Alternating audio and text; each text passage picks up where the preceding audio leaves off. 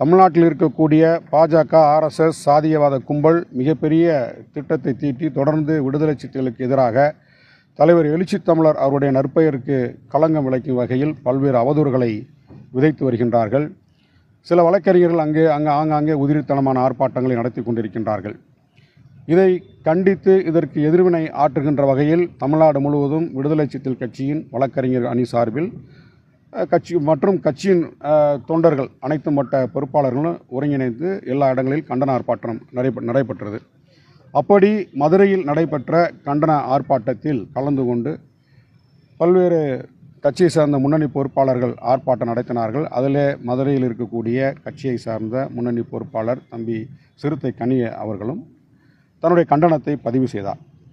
பல்வேறு சமூக ஊடகங்களில் விடுதலை சிறுத்தைகளுக்கு எதிராக தலைவர் எழுச்சி தமிழர் அவர்களுக்காக பல்வேறு அவதூறுகளை ரொம்ப ஆபாசமாக அருவருக்கத்தக்க வகையில் பொதுமக்களை அச்சுறுத்துகின்ற வகையில் சட்டம் ஒழுங்கு சீர்குலைக்கின்ற வகையில் பாஜக, ஆர்எஸ்எஸ் கும்பல் எங்களுக்கு எதிரான கருத்துக்களை விதைத்து வருகின்றார்கள்.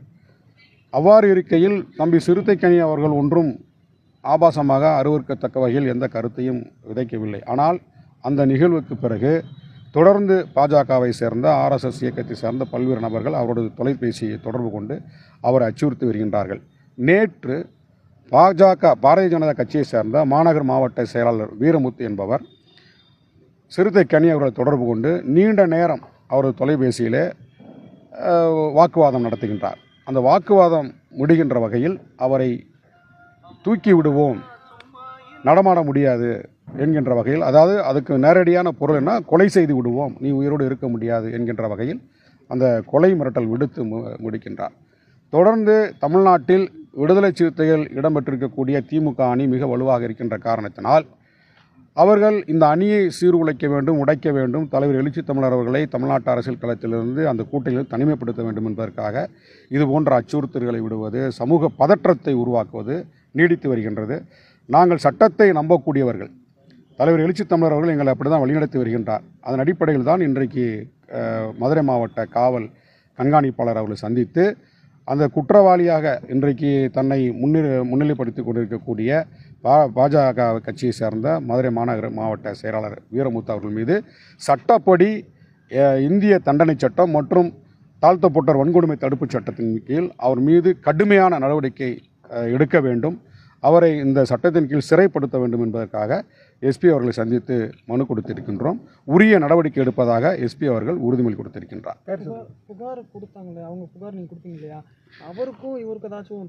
தனிப்பட்ட பகை எதுவுமே கிடையாது. இது முழுக்க அரசியல் பகை. அவங்க இதை சாதியாக பார்க்குறாங்க.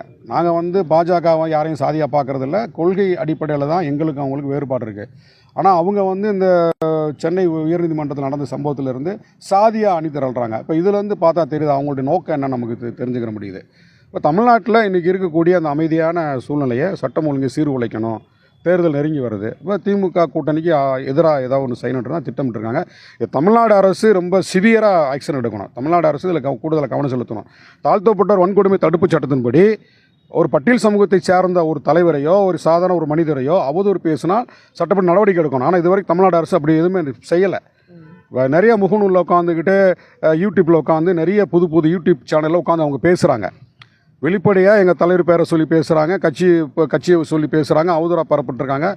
உண்மைக்கு புறம்பான செய்திகளை பதிவு செஞ்சுட்டே வராங்க. ஆனால் தாழ்த்தப்பட்டோர் வன்கொடுமை தடுப்புச் சட்டத்தை தமிழ்நாடு அரசு பயன்படுத்தலை. எஸ்சிஎஸ்டி கமிஷன் வேடிக்கை பார்க்குது.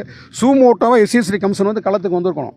இப்போ கரூர் சம்பவத்துக்கு சூமோட்டோவை போனாங்கல்ல, அப்போ ஏன் ஒரு தமிழ்நாட்டில் இன்றைக்கி மிகப்பெரிய ஒரு பேர் இயக்கம் தான் விடுதலை சிறுத்தைகள் கட்சி. தமிழ்நாட்டு அரசியல் களத்தில் தவிர்க்க முடியாத ஒரு சக்தியாக இருக்கிறோம்.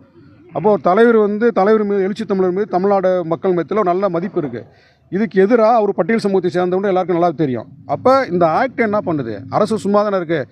அரசு இந்த வன்கொடுமை தடுப்பு சட்டத்தை இன்னும் சிவியராக பயன்படுத்தணும். விடுதலை சிறுத்தைகளுக்கு எதிராக நீ உண்மையை பேசு, ஆனால் அவதூறு பரப்புகின்ற போது, தலைவருக்கு எதிராக அவதூறு பரப்புன்ற போது நீ அரசு வேடிக்கை பார்க்கக்கூடாது, எஸ்சிஎஸ்டி கமிஷனும் வேடிக்கை பார்க்கக்கூடாது. அவங்க சூமோட்டாக இறங்கி எடுத்து இதை வழக்கு பதிவு செய்யணும். இது போன்ற சமூக ஊடகங்களில் எங்களுக்கு எதிராக கருத்து செய்யக்கூடியவர்களை இந்த ஆக்ட் படி, எஸ்சிஎஸ்டி அட்ராசிட்டிஸ் ஆக்ட் படி அவங்களை அரெஸ்ட் பண்ணணும், எஃப்ஐஆர் ஃபைல் பண்ணணும். அதில் பண்ணியிருந்தாங்கன்னா இந்த இன்றைக்கி ஃபோனில் மிரட்டக்கூடிய ஒரு சம்பவம் நடந்திருக்காது. இப்போ ஃபோனில் மிரட்டுறாங்கன்னா அதெல்லாம் வேடிக்கை பார்க்குது அரசு. அதெல்லாம் அரசு இதில் ஒரு மாற்றத்தை கொடுக்கணும். அரசுக்கு ஒரு பணிவான வேண்டுகோளை வைத்துக் கொள்கின்றோம். நம்ம வந்து பண்ணிட்டு இருக்காங்க, நிறையா வந்து ஆக்டெலாம் வந்து இம்ப்ளிமெண்ட் பண்ணிட்டு இருக்காங்க. பட் இந்த விஷயத்தில் வந்து அரசு வேடிக்கை பார்க்கக்கூடாதுன்னு நாங்கள் வந்து ஒரு பேக் ரிக்வெஸ்ட் டு கவர்மெண்ட்.